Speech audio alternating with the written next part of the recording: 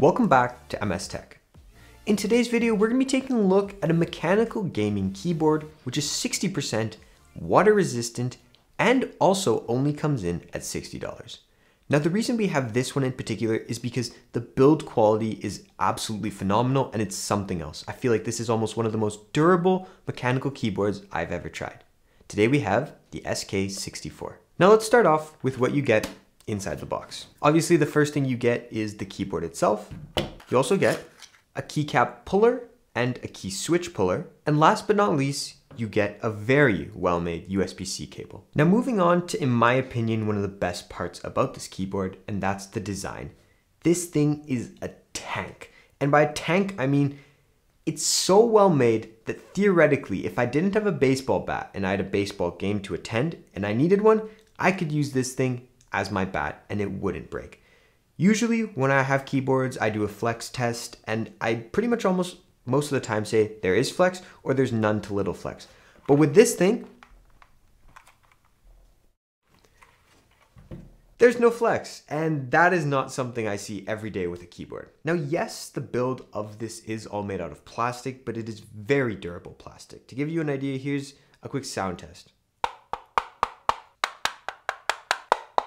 The whole premise of this is that it's very well made, and that's not something I usually see with mechanical gaming keyboards. Now moving on to the top of the keyboard, you do have ABS keycaps, which increase the lifespan of the keycaps themselves. Now if you look at the top of the keyboard, that's where you find the USB Type-C plug, which I'm very happy to see that it's USB Type-C rather than micro USB. I feel like everything nowadays should be moving on to USB Type-C. Now another really good thing about this keyboard is that it is hot swappable, meaning whichever switch you want, you can take it out and put your own switches in if you like. Now this keyboard that we have here is configured with Gatoron reds, but you also do have the option of blues, blacks, and browns. Here's a quick sound test of what the Gatoron reds sound like on the SK64.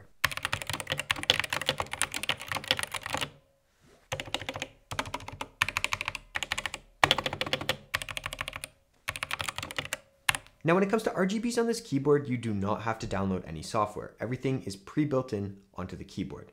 You do have a variety of effects, which you can obviously increase the brightness of, decrease the brightness, slow down the effect, or speed it up. One thing that I did find pretty cool is that you can even pause an effect midway through, meaning if, for instance, this color spectrum is happening and you like it, you can pause it wherever you like, and that's going to be the RGB effect. Now, another pretty cool feature that the RGBs do have is, as you can see right now, the RGBs are reacting to me talking. If I talk louder or quieter, they react differently, and that's a pretty cool feature to have. Just in case you have music playing or outside noises happening, it's going to react differently. Now, when it came to my typing experience with this keyboard and just overall experience in general, I really liked it. The 60% keyboards are personally my favorite. I find the numpad kind of useless because I don't use it that much, but if you're someone who uses the numpad, then it's obviously a great addition. For me, it was fun to type on. I think fun's the right word because the keycaps are really nice. It's built very well. And even when I'm just casually typing or playing video games, I can tell that this thing is built well. And that's something that goes a long way for me because I know if I purchase this, I won't have to purchase another keyboard for a good amount of time. I know this thing's gonna last me a while. And that is very important to me personally. Now, would I pick up this keyboard myself? With this one, yes. And the reason is solely because of the build quality.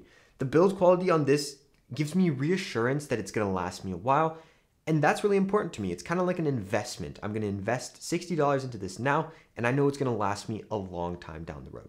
The typing experience is also phenomenal. Now, if you're someone who doesn't like Gatoron switches, this may not be the best keyboard, but then again, it is hot swappable, meaning you can put any switch you want in there.